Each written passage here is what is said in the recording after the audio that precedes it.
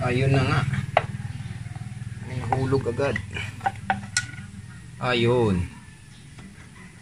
Sabi na nga ba. Ayun o mga kamotor. Wasak ang clutch bearing niya.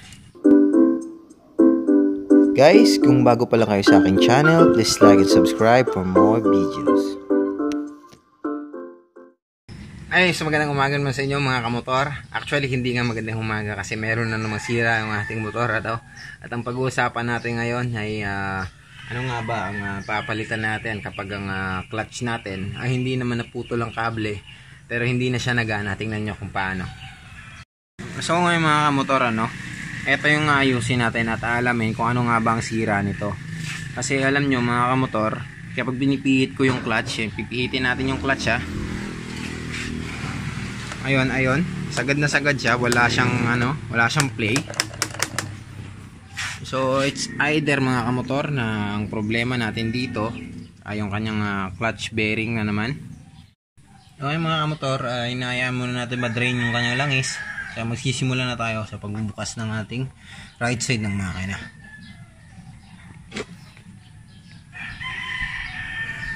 Habang nag-drain tayo ng makina, simulan na natin baklasin ang ibang mga parte ng ating motor para hindi na tayo mahirapan mamaya Unti-unti na nating tanggalin ang ibang piyesa, lalo na itong kick.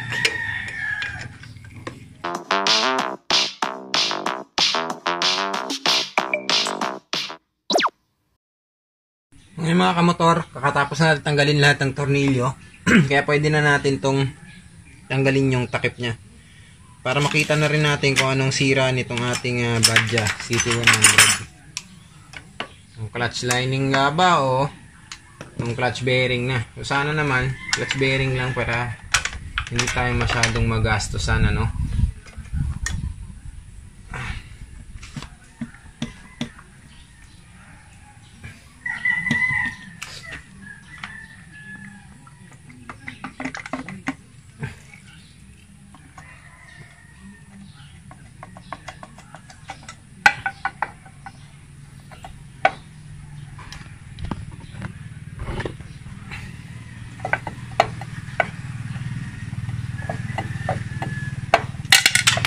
Ayun na nga. May nahulog agad. Ayun. Sabi na nga ba. Ayun mga kamotor. Wasak ang clutch bearing niya. Ayun ulog niya.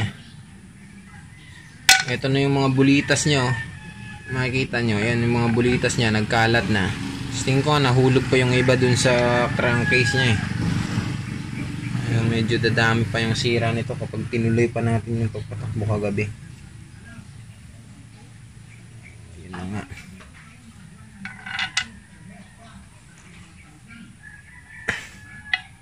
Ayusin na natin to pero tingin ko bibili pa tayo ng piyesa nito sa kalibo. Ayan. Dito pinapasok yung bearing. Tsaka pala yun yung maingay kapag nagme-minor tayo. Kasi dito yan nakalagay mga kamotor. Ayan, dito yan yung clutch bearing na sinasabi ko. Diyan nakalagay. Tapos diyan din dito natin pinapasok yung clutch bearing. Ayan, tapos eto dito to nakapasok naman. Papaandar tayo, nagka-clutch tayo. Yan.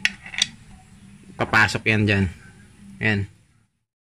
So mga kamotor, magbibisikleta na lang tayo kasi maraming hulihan ngayon. Kasi yung Yamaha L2 GF natin, hindi natin pwedeng dalhin.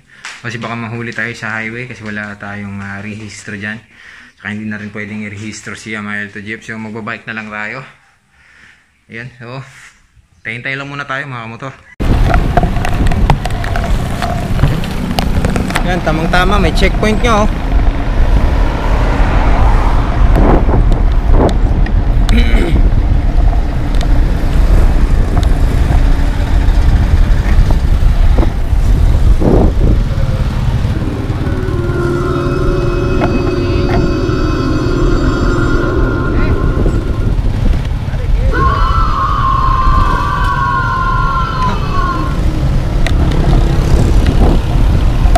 Patay sana tayo kung yung L2 Jeep na yung dala natin. Hindi sana tiklo tayo ngayon. Hindi tayo nakatuloy sa pagbibili natin ng pyesa. Mabuti na lang talaga, good decision, bike yung dinala natin.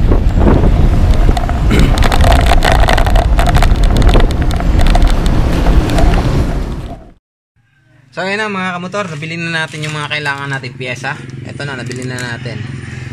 So ito mga kamotor, nagkakahalaga ng 185 pesos ano. So ito medyo mahal to kasi yung nabilhan natin ay yung may high end talaga ng mga bearings. Kasi alam nyo mga kamotor, kailangan natin yung mga pyesa ay yung mga original talaga. Hindi kailangan yung mga class A tsaka yung mga mumurahin lang, lalong lalo na pag nilalagay natin sa makina mga kamotor. Tsaka yun, bumili na rin tayo ng gasket kasi ito na, naputol na yung gasket natin no? So kakabit na natin mga kamotor para makatakbo na ulit yung ating Bajaj City 100 ano? Ayan, bubuksan muna natin to.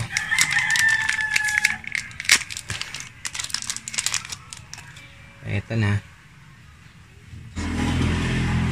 yung parang cap nya, ay nilalagay natin dyan. Tapos dito, ganyan yung mangyayari dyan mga kamotor. Ayan, eto naman mga kamotor, kung makikita nyo dito, eto mga kamotor oh.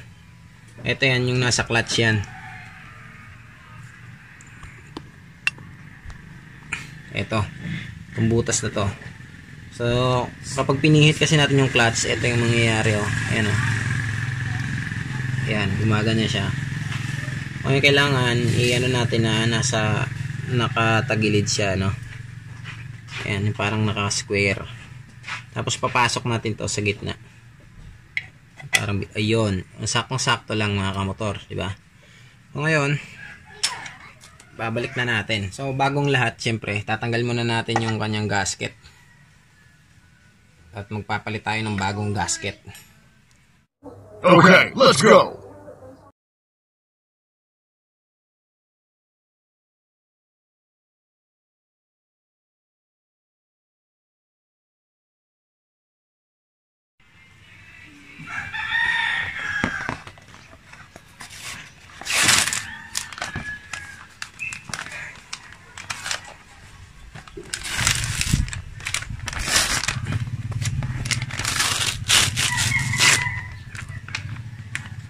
Hindi, dapat dandahanin lang natin, baka mapunit.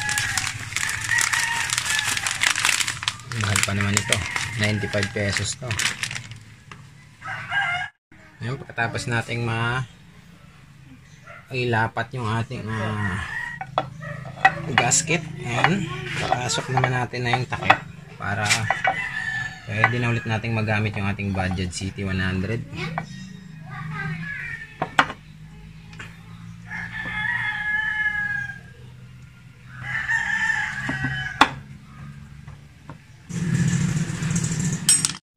Ngayon mga kamotor, naibalik na natin ano.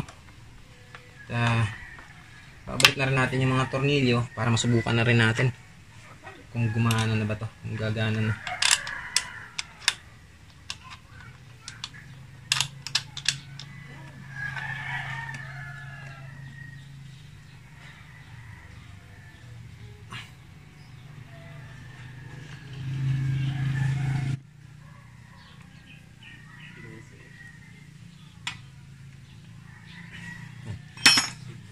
Subukan muna natin pigain yung kanyang clutch bago natin may balik yung kanyang lahat ng kanyang tornilyo mga kamotor.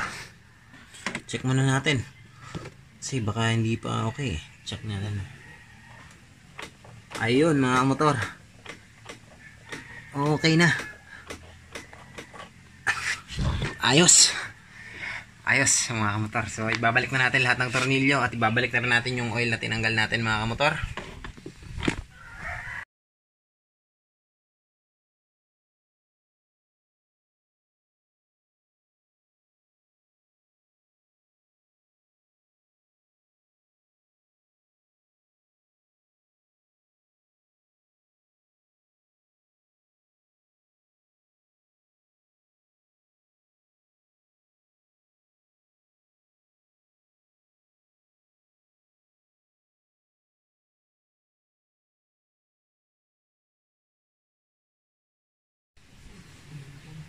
Ngayon, bago natin ilagay yung langis, gagamit tayo ng imbudo. Ayan.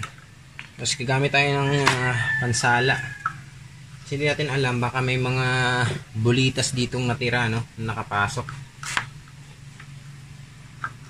Hirap na talaga pag mag-isa, no?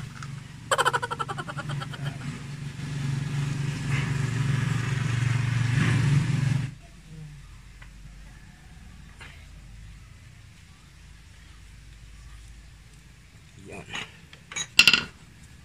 Susubukan na natin, mga kamotor.